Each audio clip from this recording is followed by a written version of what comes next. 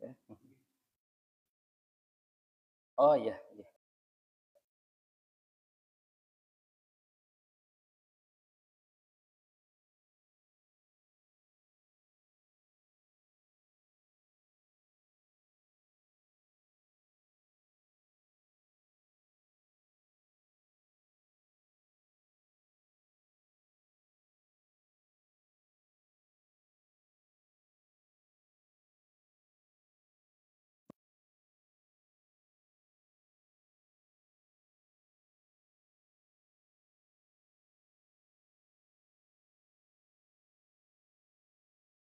Kita sambil mulai aja ya.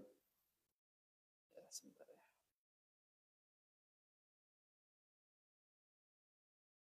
Bismillahirrahmanirrahim. Assalamualaikum warahmatullahi wabarakatuh. Innal hamdalillah nahmaduhu wa nasta'inuhu wa nastaghfiruh wa na'udzu billahi min shururi anfusina wa sayyiati a'malina. May yahdihillahu fala mudilla lahu wa may yudlilhu fala hadiya lahu. Asyhadu an la ilaha illallah wahdahu la syarika lahu wa asyhadu anna Muhammadan 'abduhu wa rasuluh sallallahu alaihi wa ala alihi wa sahbihi wa man sara ala nahjihi wastanna bi sunnatihi ila yaumiddin, amma ba'd. Alhamdulillah, di kesempatan yang mulia ini kita kembali diberikan nikmat oleh Allah Subhanahu wa taala, sehingga terus patut kita bersyukur kepadanya atas segala nikmat yang telah Ia berikan. Jangan sampai lisan kita ini kering dari mengucapkan alhamdulillah, alhamdulillah dan alhamdulillah. Berharap nikmat itu terus ditambahkan oleh Allah Subhanahu wa taala dan atau tidak dikurangi dari diri-diri kita masing-masing. Kemudian yang tidak kalah penting, kita juga bersalawat kepada Nabi kita alaihi wassalatu wassalam yang telah berjuang untuk memperkenalkan kepada kita semua tentang iman dan Islam, yang semoga dengan harapan yang besar kita bisa dipanggil oleh Allah Azza wa Jalla membawa dua karunia ini, yaitu iman dan Islam. Juga sering kita sampaikan bahwa termasuk dari bersyukur kepada Allah adalah dengan menjaga tubuh kita dari hal-hal yang dapat menciderainya, dengan cara kita mempelajari, menelaah dan mentadabburi apa saja yang kira-kira dapat menopang kesehatan tubuh kita dan apa yang kira-kira dapat merusak tubuh kita. Dan itu pun harus kita pelajari memang. Kalau tidak dipelajari maka kita tidak dapat mengetahuinya. Ada sebuah ungkapan teman-teman sekalian yang tertulis, araftu syarra la lisyarri. Aku mencoba mengetahui sesuatu yang mungkin di mata manusia itu buruk. Misal kita belajar tentang ilmu kesehatan dan kita belajar tentang penyakit. Mungkin sebagian orang akan mengatakan, sudahlah kalau sakit ya kita berobat saja. Tetapi ungkapan itu kemudian berkata,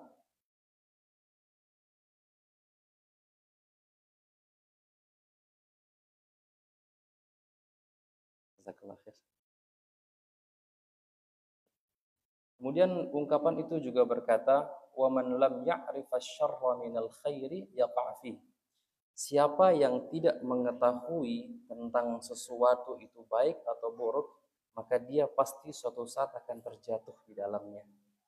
Artinya kalau kita tidak mengetahui mana yang menyebabkan kita sakit dan mana yang menopang kesehatan tubuh kita, suatu waktu kita akan terjatuh di antara keduanya, entah kita sakit atau kita akan sehat.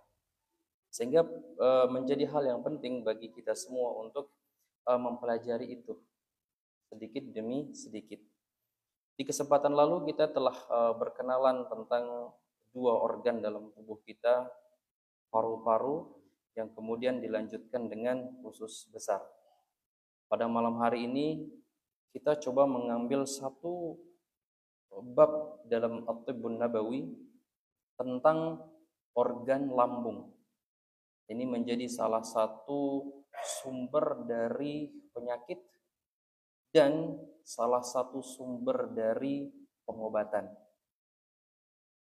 Dan Nabi kita alaihi salatu wassalam pernah bersabda dalam hadis yang diriwayatkan oleh Al-Imam At-Tirmidzi dari Al-Miqdad Ibni Ma'di Karib, beliau mengatakan, aku mendengar Rasulullah sallallahu alaihi wasallam bersabda, ma mala'a adamiyun wi'aan syarran min batn. Tidak ada satu wadah yang diisi oleh Bani Adam yang lebih buruk dari perutnya. Kemudian beliau mengatakan, bihasabi bani Adam luqaimat yuqimna sulbahu. Cukuplah bagi seorang anak Adam untuk memakan makanan yang dapat menopang dan menegakkan tulang punggung mereka. Sejatinya makanan yang kita makan, teman-teman sekalian, adalah makanan yang mampu menegakkan tulang punggung ini. Artinya ketika makanan itu cukup secara gizi, kualitas dan kuantitas, maka tubuh kita akan tegap tertopang. Tetapi ketika gizi itu kurang, meskipun jumlahnya banyak, maka tubuh itu akan membungkuk. Maka salah satu tanda dari malnutrisi adalah badan yang membungkuk atau badan yang terlalu ke belakang. Istilah kita nanti ada lordosis, ada kiposis. Kiposis itu orang kayak aki-aki ya, jadi dia membungkuk. Nah kalau lordosis itu dia terlalu tegap. Ini dua-duanya sama. Ini bisa karena malnutrisi atau karena kelemahan dari organ lambung. Sehingga tujuan kita makan bukan untuk kenyang-kenyangan, tetapi untuk menopang tulang punggung kita dan menutrisi setiap sel dan jaringan tubuh kita. Ada ungkapan dari Al-Imam Ibnu Al-Qayyim rahimahullah dalam kitab Zadul Ma'ad fi Hadi Khairil Ibad. Beliau mengatakan tentang pentingnya memperhatikan apa yang kita makan. Kita manusia butuh makan ya. Kalau nggak ada makanan pusing kepala kadang-kadang. Beliau mengatakan, man tadabbara ghidha'an Nabi sallallahu alaihi wasallam wajada akmala ghidha'in. Siapa yang mencoba mentadabburi tentang pola makan Rasul sallallahu alaihi wasallam, tentang makanan-makanan yang beliau sukai, maka dia akan mendapatkan sebaik-baik pergizian, sebaik-baik ilmu gizi. Wa anfa'uhu lil badan, dan sebermanfaat-manfaatnya pola. Jadi kalau kita mau sehat, teman-teman sekalian, coba kita kembali bagaimana Nabi kita alaihi salatu wasallam mencontohkan tentang makanan, kapan makan dan bagaimana cara makan. Kemudian salah seorang tokoh juga yang cukup terkenal, namanya adalah Abu Ali ibni Abdullah ibni Sina dalam Al-Qanun Fiqh, yang dikenal dengan Ibnu Sina. Jadi kalau kita belajar tentang ilmu kedokteran timur terkhusus, nanti kita akan banyak menyebutkan nama-nama seperti Avicenna, kemudian Fakhruddin Ar-Razi, kemudian nanti ada Hippocrates, Socrates, orang-orang dokter zaman dulu.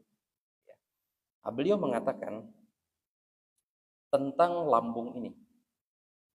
Al-Ma'idah dalam bahasa Arab adalah lambung kita. Beliau mengatakan, idza salahatil ma'idah salaha al-jasadu kullu. Kalau lambung ini bagus sudah tubuh itu seluruhnya. Jadi kedokteran timur zaman dulu meyakini bahwa tubuh yang sehat atau tidak sehat itu tergantung dari bagus atau tidaknya lambung itu. Dan ternyata sekarang, di era kita sekarang ini, kasus-kasus lambung itu nggak ada habisnya. Dari gastritis, tukak lambung, asam lambung, itu semuanya ada. Dan itu tidak jauh dari apa yang kita konsumsi.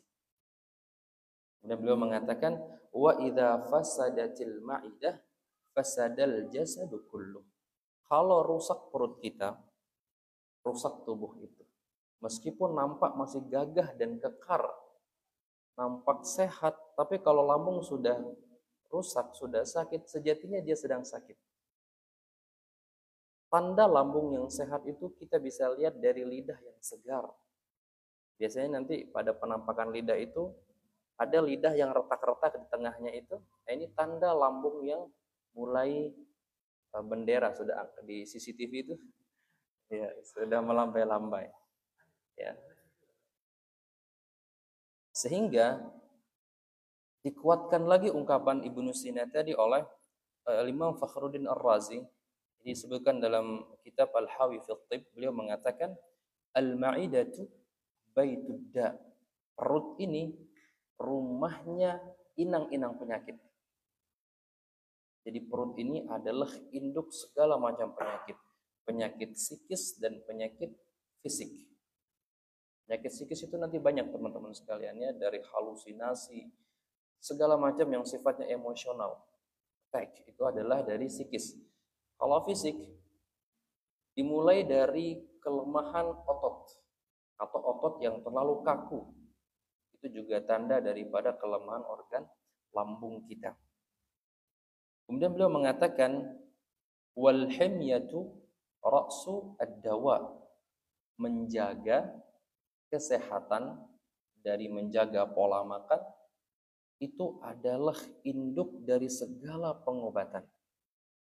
Sehingga disebutkan dalam kitab-kitab klasik bahwa dokter yang terhebat adalah mereka yang mengobati dengan pola makan dulu, baru dengan obat. Disebutkan amharul atibba, dokter yang paling hebat adalah alladzina yu'alijuna bit-ta'am. Mereka yang mengobati penyakit psikis maupun fisik itu dengan memperbaiki pola makan dulu.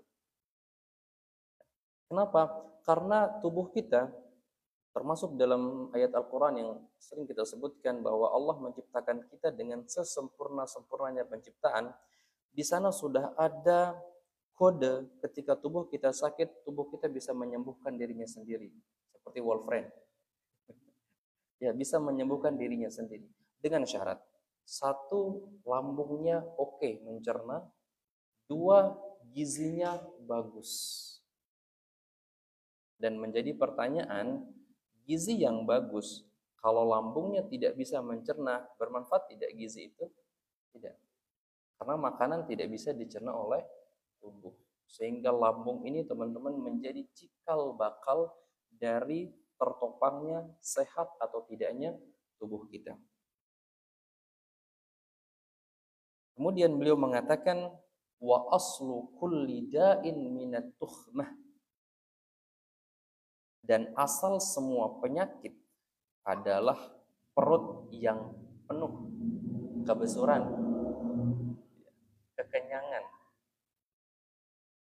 Ucapan ini senada dengan yang dikatakan oleh Al-Harith bin Kildah, yang Nabi mengatakan tentang Al-Harith ini adalah kana rajulun yatatabbab. Harith bin Kildah ini adalah dokter yang membuka praktek dulu di Madinah.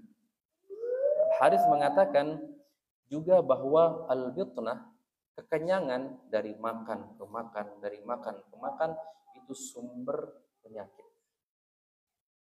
Adalah sumber daripada penyakit.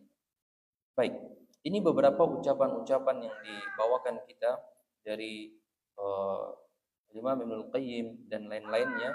Sekarang kita coba masuk pada bagaimana pola makan yang benar. Tentunya banyak sekali ucapan-ucapan sebagai nasihat bagi kita untuk menjaga tubuh kita agar tetap sehat.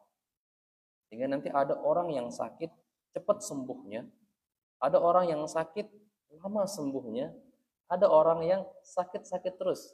Bentar sembuh, bentar sakit, bentar sembuh, bentar sakit. Itu semuanya karena lambung.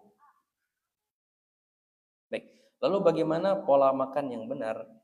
Kita coba lihat beberapa poin insya Allah yang kita ambilkan dari beberapa tulisan-tulisan dari para tabib klasik.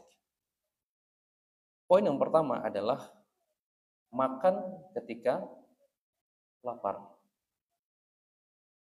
dan berhenti sebelum kenyang. Ya, mungkin ini sering kita dengar ya, dan ini bukan hadis Nabi Shallallahu Alaihi Wasallam, tetapi konsep ini melalui pelajaran-pelajaran dan telaahan-telaahan dari para ulama klasik. Artinya adalah kita makan saat lapar alami. Biasanya lapar itu ditandai dengan ingin makan dulu. Itu sinyal pertama. Sinyal kedua, keringat dingin. Sinyal ketiga, badan jadi hangat, lapar hilang. Sinyal yang kedua tadi teman-teman, yang keringat dingin, itu energi kita sudah lowbat istilahnya. Kemudian peralihan ke energi yang digunakan nanti dari ginjal dan tulang belakang. Kalau dari medis nanti diambil dari sel lipid yang ada di liver, di hati. Tapi secara klasik, ketika tubuh sudah dingin, keringat dingin, tidak diisi, selain puasa ya, tidak diisi, maka tubuh itu akan mengambil energi dari ginjal dan tulang belakang. Ini cikal bakal dari rapuhnya tulang belakang. Ujung-ujungnya nanti jadi HNP. Jadi ternyata HNP atau saraf kejepit bisa karena makan yang sering ditunda. Bisa karena makan yang sering ditunda. Nanti berlanjut lagi terjadi pengeroposan tulang. Sendi-sendi akan keropos. Jadi gampang cengklek ya. Gampang bunyi. Nah, kalau dibiarkan nanti ginjal akan bermasalah yang ditandai dengan telinga yang berdenging. Dan biasanya akan terjadi insomnia kalau sudah dibiarkan terlalu lama. Jadi makan ketika lapar dan bukan makan karena lagi emosi. Lagi marah nih, terus makan. Sebenarnya ini boleh teman-teman sekalian, karena tubuh ketika sedang marah itu butuh energi yang besar. Tetapi yang sering jadi masalah adalah yang dimakannya salah. Kalau teman-teman mungkin sedang ada masalah manusiawi, kemudian tubuh menjadi lapar dan ingin makan, makanlah makanan-makanan yang menopang energi tubuh. Daging misalnya, atau mungkin ayam, lalapan misalnya.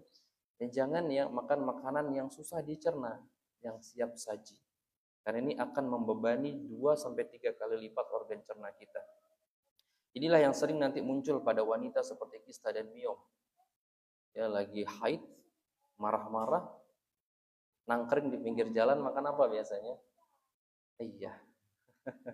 Ini sering menjadikan kista dan miom pada wanita. Kemudian makan dengan tenang. Jangan kesusu kalau kata orang Jawa. Dan ini diambil dari sebuah hadis Nabi Shallallahu Alaihi Wasallam, hadis Bukhari Muslim dari Abi Hurairah. Innal mu'mina ya'kulu fi mi'an wahidin wa innal kafira ya'kulu min sab'ati am'a. Muslim itu makan dengan satu usus. Artinya kalau sudah kenyang cukup. Sedangkan kafir itu kalau makan semuanya dimakan. Dari makan ke makan, dari makan ke cemilan, ya, dan semua isinya adalah makanan. Kemudian berhenti sebelum kenyang. Di sini ada beberapa catatan dari para ulama klasik, teman-teman. Jangan sampai kekenyangan yang ditandai dengan kembi-kembi, cendawa. Iya, seperti itu. Atau yang lebih parah lagi nanti sampai nggak bisa berdiri, saking kekenyangannya. Wah, ini masalah. Ya. Sehingga tadi dikatakan oleh Nabi kita alaihi salatu wassalam, kalau memang harus ditambah banyak-banyak makan, bukan berarti kita nggak boleh kenyang ya, tetapi ada kategori yang Nabi kita sampaikan. Thuluthun li ta'amihi, wa thuluthun li nafasihi, wa thuluthun li syarabihi. Kalau memang harus la mahalah, bahasa hadisnya itu la mahalah. La mahalah itu artinya memang harus makan kenyang nih. Ya, harus dibatasin. Sepertiga makanan, sepertiga minuman, sepertiga udara. Blender teman-teman sekalian. Blender itu kalau teman-teman isi semuanya bahan makanan, nggak muter dia, betul tidak? Harus ada udara dan harus ada air. Demikian lambung kita, kalau terlalu penuh, dia nggak bisa mengolah makanan itu, turun ke usus halus kesusahan mencernanya, terjadilah luka pada dinding usus halus dan lambung. Cikal bakal daripada luka lambung nanti. Ya. Kemudian Ada satu ungkapan lagi nih, nasihat daripada Imam Ibnu Qayyim rahimahullah. Beliau mengatakan, fa innal ma'idata idza imtala'at dhaqa al-qalb an dzikrillah. Kalau perut kita kekenyangan, maka jantung kita, hati kita akan terhimpit. Di sini beliau mengatakan dan susah mengingat Allah. Artinya dalam kesehatan, kalau perut kita terlalu kenyang, kepala kita akalnya mandek. Aslinya akalnya akan terhenti. Jadi kita akan sulit berpikir, teman-teman. Biasanya ngantuk. Betul tidak? Orang kalau kebanyakan makan biasanya akan ngantuk. Kemudian beliau juga mengatakan wa dhaqa 'anil fikr. Nah, ini dia tadi yang saya maksud, dan perut yang terlalu diisi penuh membuat jalan pikiran buntu. Kemudian beliau mengatakan wa kasalatil a'dha 'anil ibadah, dan anggota gerak akan malas beribadah. Dalam sudut pandang kesehatan, banyak makan bikin kaku dan kebas ekstremitas. Sering merasakan kesemutan?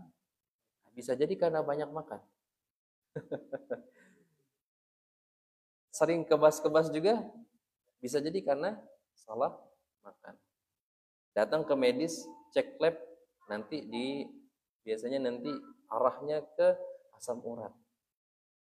Padahal gara-gara banyak makan. Penting nggak kira-kira nih tentang makan ini? Itu sebabnya Allah mengatakan di dalam Al-Quran, sejatinya seorang muslim itu benar-benar melihat apa yang ia makan. Karena ini berhubungan dengan kesehatan kita. Kemudian yang kedua,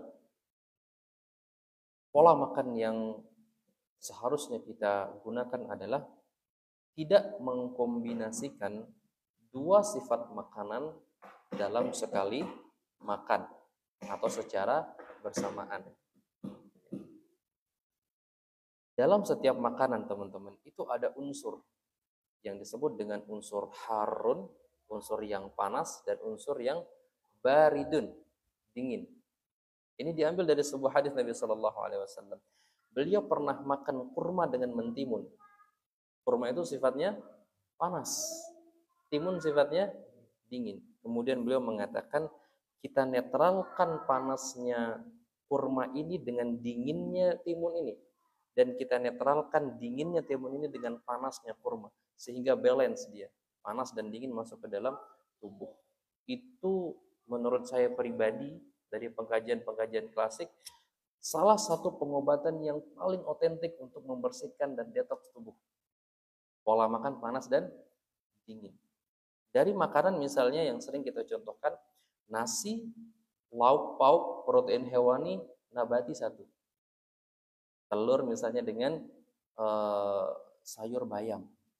Itu nanti tinggal diolah-olah aja bagaimana enaknya. Itu adalah pengobatan yang tinggi, utama dalam kedokteran timur. Kemudian pola makan ini punya manfaat sebenarnya. Makanan yang panas meningkatkan energi dan merangsang metabolisme.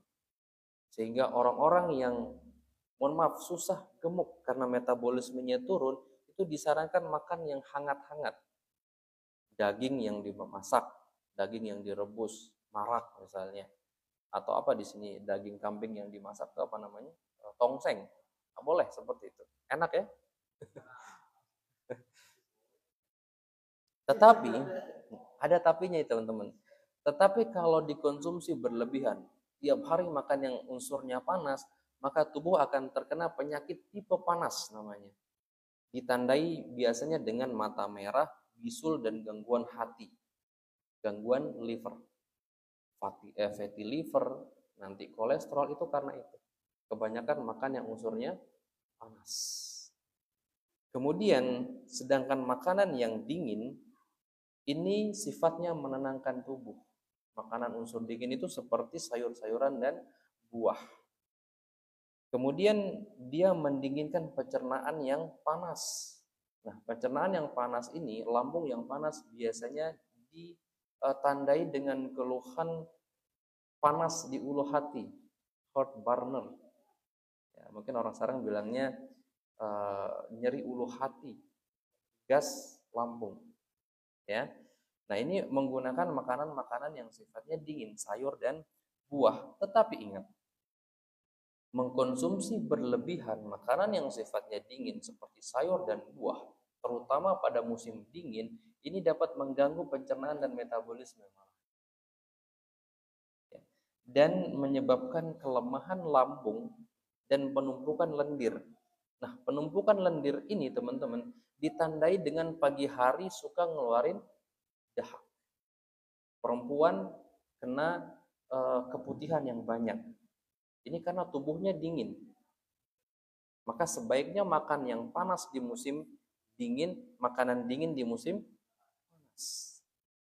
Seimbang jadinya.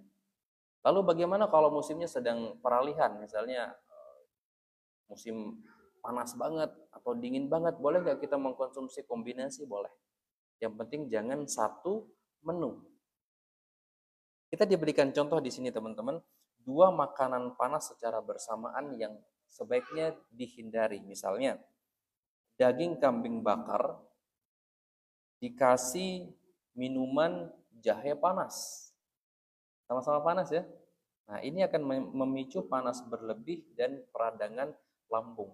Dan seringnya makanan panas ketemu panas pada anak itu jadi mimisan. Mimisan ternyata itu disebabkan karena unsur panas yang ada di dalam tubuh. Kasih temulawak. Kasih jus wortel atau jus timun. Ini sudah bisa mengobati penyakit-penyakit tipe panas seperti mimisan tadi. Kemudian contoh yang lain misalnya kurma yang sudah matang tentunya dicampur dengan madu. Kurma sifatnya panas, madu sifatnya panas. Panas ketemu panas dan ini akan menyebabkan gangguan hati. Ditandai dengan mata yang merah dan terkadang sampai bengkak-bengkak di sini matanya. Seperti itu. Kemudian contoh dari makanan yang dingin ketemu dingin. Misalnya semangka di jus dengan es batu. Semangka sifatnya dingin, es batu sifatnya dingin. Sehingga hal ini melemahkan lambung dan pencernaan secara umum dan menyebabkan perut kembung. Kalau dikonsumsi di musim yang sangat panas, it's okay. Tapi kalau di musim penghujan, imun drop, teman-teman. Imun jadi drop. Nah, imun itu di dalam konteks timur adalah mempertahankan suhu tubuh di suhu yang hangat. Jadi sebenarnya makanan pokok kita adalah hewani, protein hewani. Contoh lain ini yang saya angkat di sini yang sering dikonsumsi itu, mohon maaf, yogurt dan mentimun. Saya ini dapatkan di tempat saya di sana, yaitu anak-anak sering konsumsi yogurt dan suka makan timun. Saya nggak tahu kalau di sini, tapi di tempat saya itu suka itu. Sehingga banyak terjadi gangguan seperti diare dan keletihan ditandai dengan wajah yang pucat pada anak-anak. Yogurt itu sifatnya dingin ya teman-teman ya. Jadi kalau dikonsumsi berlebihan nggak bagus buat pencernaan. Meskipun kadang-kadang di iklannya itu disuruh minum yogurt setiap hari ya, khususnya jadi sehat. Betul secara bakteri, tetapi secara unsur yang dingin dia melemahkan pencernaan. Ya. Ibnu Sina mengatakan teman-teman dalam Al-Qanun fil Tib, al-ghidha'u idza jumi'a aw jama'a bainal aghdhiyatil harrah faqad adarra al-kabid. Makanan yang dicampur berlebihan dari unsur yang sama, panas, ini menyebabkan utama masalah hati. Ada fatty liver tadi, nanti ada hepatomegali, pembengkakan hati, ada serosis hepatik, infeksi pada hati, sampai kepada kanker hati. Gara-gara makanan panas ketemu panas. Kemudian wa idza jama'a atau jumi'a bainal aghdhiyatil baridah adhafal ma'idah. Kalau makanan itu terlampau dicampur antara dingin dengan dingin dalam waktu yang berlebih, ini sudah cukup untuk mencederai dan melukai lambung. Lambung itu punya HCl, pH-nya sekitar 3, teman-teman. Panas ya. Ketika dia sering diberikan yang dingin-dingin, maka pH ini akan netral. Makanan tidak dicerna, lambung jadi kaku. Sehingga makanan tidak bisa dicerna dan lambung akan rusak. Nah, berapa menit lagi? 5 menit lagi. Oke. Kita coba ambil beberapa tips untuk menjaga kesehatan lambung kita ini. Tentunya ini sebenarnya panjang ya teman-teman, namun kita coba ambil poin-poin yang kiranya kita bisa lakukan untuk keseharian kita. Yang pertama teman-teman adalah tidak langsung tidur setelah makan, terutama malam hari. Dinasihati kita oleh Al-Harits bin Kildah, termasuk Imam Ibnu Qayyim rahimahullah, minimal berjalan 50 hingga 100 langkah. Ini terutama di malam hari. Al-Harits bin Kildah, kalau di siang hari boleh habis makan langsung tidur karena masih ada panas matahari dan suhu tubuh kita cenderung panas. Artinya makanan itu akan matang dan terlumatkan dengan baik kalau ada unsur panas. Kita kalau lagi masak butuh kompor ya. Penanak nasi pun harus pakai listrik ya. Nah, kalau tidak ada unsur panas di tubuh kita, maka makanan itu tidak dicerna. Malam dingin, kita disuruh berjalan untuk memanaskan tubuh. Kalau tidak seperti itu, maka makanan itu akan terkungkung di lambung dan usus besar, teman-teman. Ini yang menjadikan perut itu nggak datar lagi biasanya. Ya, perutnya jadi polisi tidur nanti perutnya. Ya.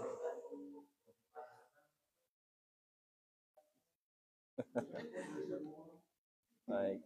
Nanti kita bisa perbaiki nanti pola-pola ini. Ya. Kemudian hindari makan terlalu malam. Kalau memang harus makan, jangan lupa berjalan. Nasihat berikutnya yang disampaikan para ulama kita adalah kalau bisa hindari makan terlalu malam, jam 10, jam 11. Kalaupun harus makan ya jalan kaki. Nah, makan malam atau malam ini teman-teman cenderung menjadi jam istirahat organ cerna dan persiapan detoks tubuh. Nah, kalau makannya berat, detoks tubuh nggak bisa dilakukan.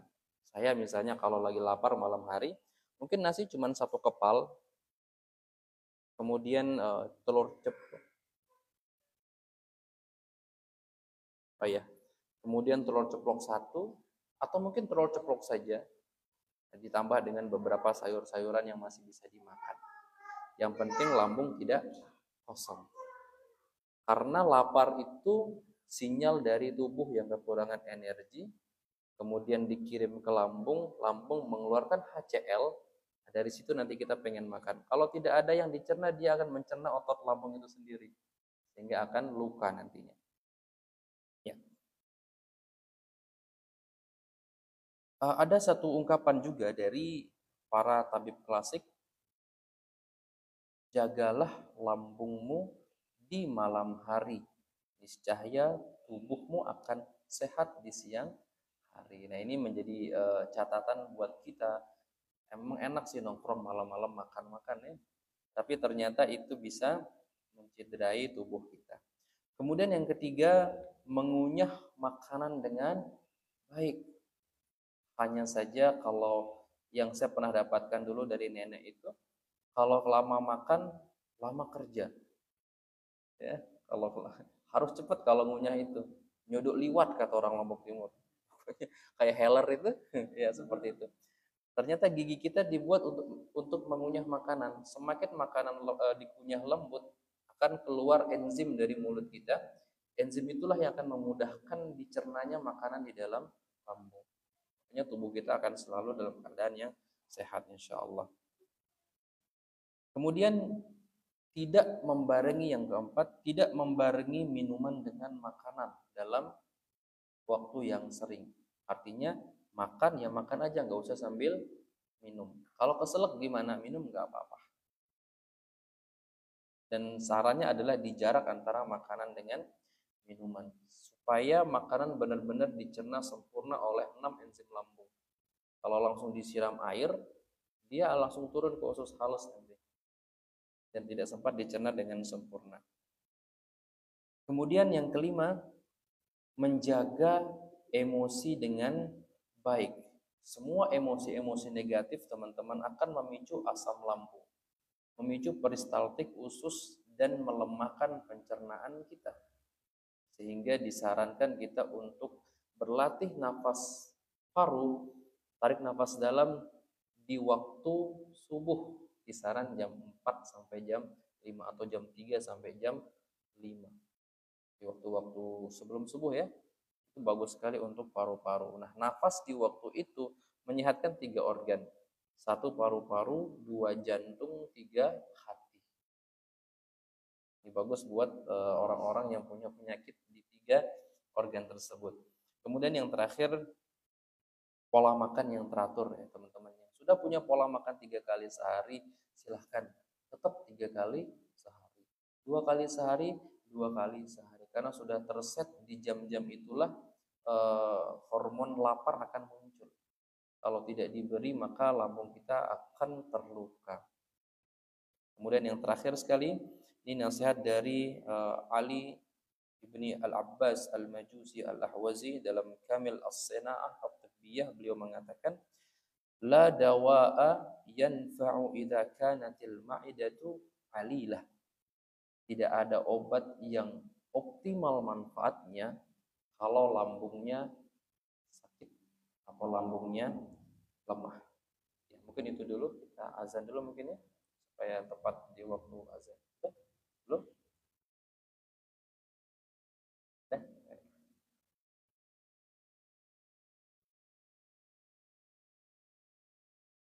Boleh, boleh.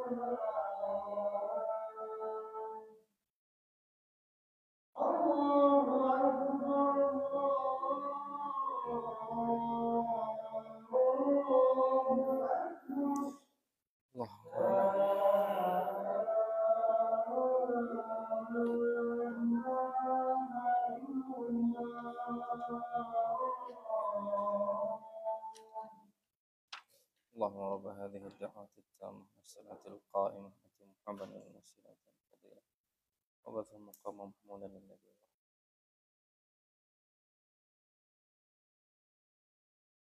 ya, mungkin ada yang mau ditanyakan dulu. Ya,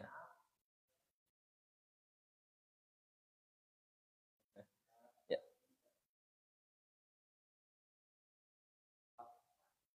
ya. Setelah para wanita.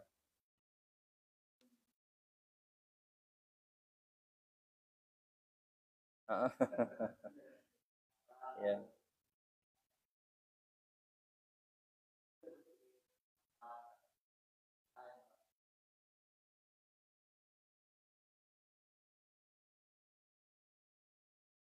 baik. Ada pertanyaan, biasanya perempuan sedang akan masuk ke masa haid, biasanya jadi emosian gitu ya.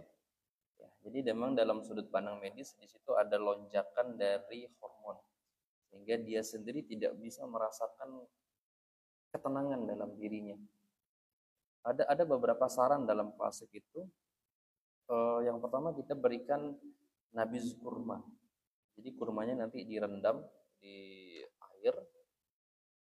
Itu kalau teman-teman rasakan tubuh belakangnya itu dingin, maaf panas. Kalau dipegang punggungnya ibu itu panas, itu nanti kurmanya direndam. Beberapa menit saja atau sampai 1 jam itu lebih bagus. Itu nanti ada rasa manis di air itu yang diminum. Kalau dipegang kok dingin, berarti kurmanya direbus. Kemudian yang kedua nanti bisa berikan minuman yang malamnya itu ditaruh di luar supaya dia adem sejuk karena suhu alam. Harapan kita kalau di sudut pandang klasik itu wanita yang akan haid itu terjadi lonjakan dan ketidakseimbangan antara panas dan dingin. Sehingga nanti kita berikan dia sesuatu yang menyejukkan dari dalam dan dari alam. Nanti bisa dicoba, kira-kira seperti itu. Ada lagi mungkin? Ya, tonton Ustaz.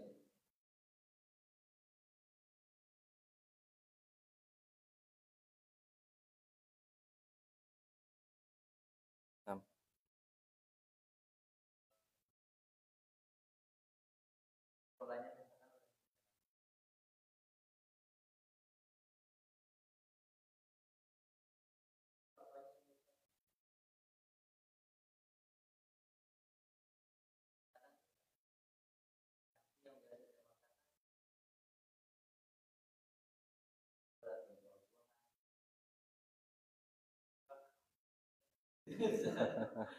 Baik, baik, baik, baik. Baik, bisa diulangi lagi artinya yang pola makan itu waktunya atau isinya yang antum maksud? Baik, ya, ya. Memang nasihat dari para ahli klasik itu pola makan sesuai dengan waktu yang sudah dibiasakan.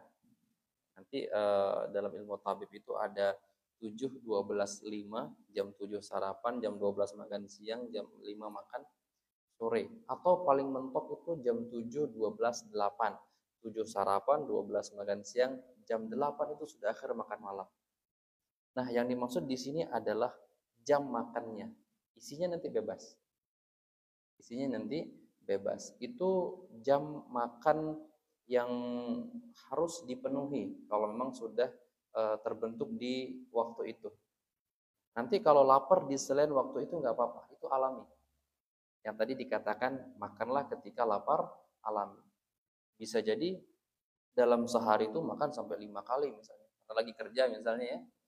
Nah, ini bagus, nggak apa-apa. Tapi kalau memang boleh isinya itu gizi yang benar-benar di akal kita ini bergizi nih buat tubuh, cocok buat jadi spare part tubuh kita. Seperti itu, ada gambaran? Baik, alhamdulillah. Ada lagi? Fadhal, Ustaz.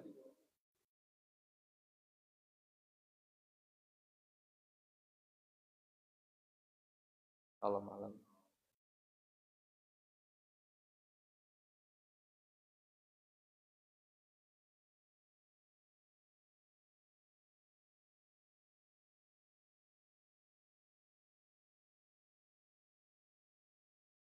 susah, susah tidurnya.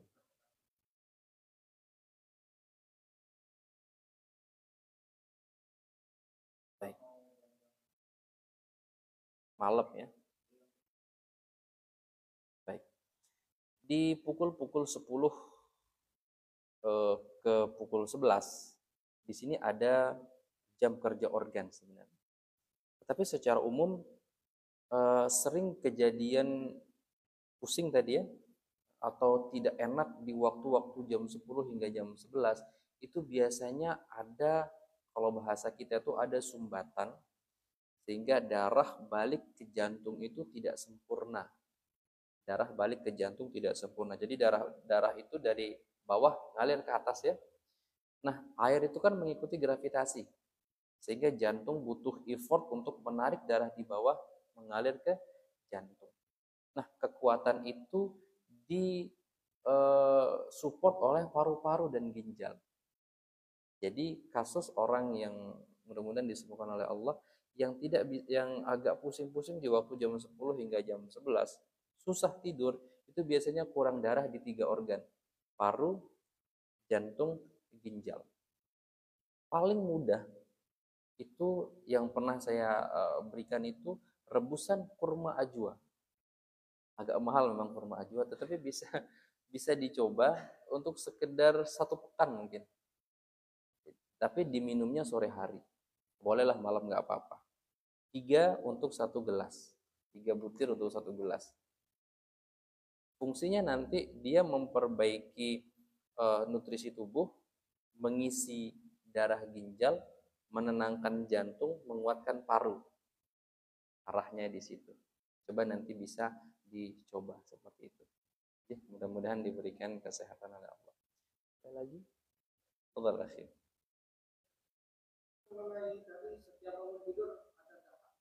Ya,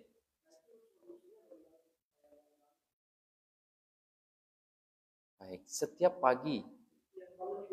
bangun tidur ada dahak. Ya. Perlu kita tahu dulu teman-teman bahwa dahak itu adalah darah yang tidak bisa menjadi darah. Makanan yang masuk ke dalam lambung dicerna oleh lambung, nanti dipecah oleh limpa namanya dalam Tibbun Nabawi. Nah, limpa ini membentuk 4 cairan. Ada cairan kuning sofrawiyah disimpan di dalam limpa, ada cairan merah damawiyah disimpan di hati, ada cairan hitam saudawiyah disimpan di empedu, dan ada balghamiyah ini disimpan di paru yang kemudian mengalir di dalam darah. Intinya dahak yang muncul banyak di pagi hari terutama itu karena lemahnya organ limpa dan paru-paru. Obatnya adalah menguatkan limpa dan paru-paru dengan rasa manis alami. Misalnya apa manis alami? Buah-buahan banyak ya. Manis alami yang tidak berlendir. Contoh misalnya apel manis tidak berlendir ya. Kalau kelengkeng berlendir nggak? Berlendir. Dia manis tapi dia bikin dahak baru. Rambutan berlendir ya. Melon berlendir. Dan perlu teman-teman ketahui, kita bisa melihat kadar lendirnya makanan itu atau buah itu ketika dia busuk. Semakin dia berlendir ketika busuk, maka potensi membentuk dahak di tubuh itu lebih besar, lebih banyak. Nangka berlendir ya. Baik. Kemudian tanda makanan berlendir itu adalah kenyal. Misalnya durian, lembek ya, lengket-lengket ya. Semakin dia lengket itu semakin dahaknya besar. Makanya kenapa kurma itu direbus supaya dahaknya berkurang. Ada ungkapan dari kedokteran timur teman-teman sekalian. Banyak makan kurma bikin darah rusak. Padahal kurma kan sunnah ya. Ada hadis ya tentang kurma. Tetapi cara memakannya ada caranya. Ada fikih cara makan kurma supaya nggak sakit di dalam tubuh kita. Nah, salah satu ramuan yang mungkin panjenengan bisa gunakan seperti temulawak misalnya. Nah, kemudian ada kencur, kencur ya, enak tuh kencur ya. Ya, kemudian nanti ada astragalus yang kemarin kita sebutkan. Secara umum minum air hangat sudah cukup sebenarnya.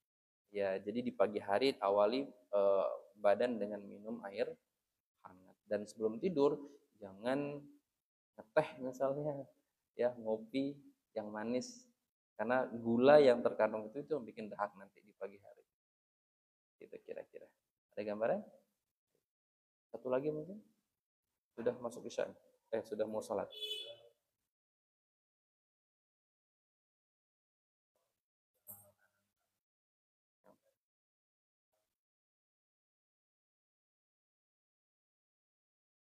Baik. Supaya mudah bagaimana membedakan makanan panas dan dingin. Satu, teman-teman sentuh aja. Dingin atau hangat. Contoh misalnya bawang putih. Kalau teman-teman pegang itu terasa apa di sana? Panas, membakar ya. Berarti dia cenderung panas. Jahe terasa hangat tidak? Lama-lama dia akan hangat ya. Berarti dia cenderung panas. Kemudian buah tadi misalnya semangka dingin nggak? Berarti dia dingin. Sayuran-sayuran juga sama, dia akan dingin. Itu yang pertama, teman-teman bisa pegang. Kemudian yang kedua, teman-teman rasakan efek di badan. Habis minum jahe, hangat tidak? Hangat. Berarti sifatnya cenderung panas. Habbatus sauda, habis diminum, hangat nggak badan? Hangat sebenarnya. Jadi dia cenderung panas. Kemudian makan buah pir, alpukat, dingin nggak setelah itu? Nah, berarti dia cenderung dingin. Ini kira-kira pola makan panas dan dingin. Nanti kita bisa rasakan semua yang ada. Kemudian yang ketiga, dari warna. Warna sebenarnya ada apa namanya ya? Spektrum warna ya. Semakin warna itu memerah dan menghitam, dia cenderung panas. Semakin hijau ke putih, cenderung dingin. Sehingga nanti makanan-makanan yang berwarna putih seperti kol, kemudian buah-buahan yang agak putih-putih tuh dagingnya itu cenderung dia dingin. Kuning itu nanti masuk sedikit hangat antara dingin dan panas. Misalnya tadi buah kelengkeng, warnanya kan agak kuning-kuningan ya. Nah, dia masuknya ke hangat, nggak panas. Tapi masuk ke durian, itu dia panas. Yang ketiga, yang keempat dari bau.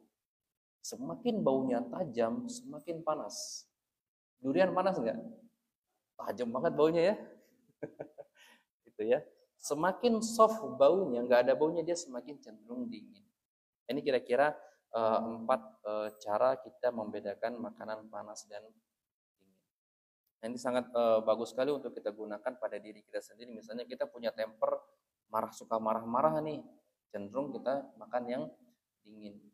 Istri lagi emosian nih, jangan kasih makan yang durian, tambah jadi nanti.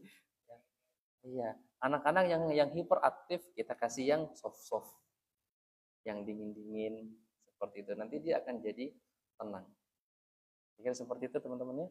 Ya demikian mungkin yang bisa kita sampaikan pada malam hari ini. Kurang lebihnya saya mohon maaf. Semoga ada manfaatnya. Wassalamualaikum ala nabiyina Muhammadin subhanakallahumma wa bihamdika asyhadu an la ilaha illa anta astaghfiruka wa atubu ilaik. Assalamualaikum warahmatullahi wabarakatuh.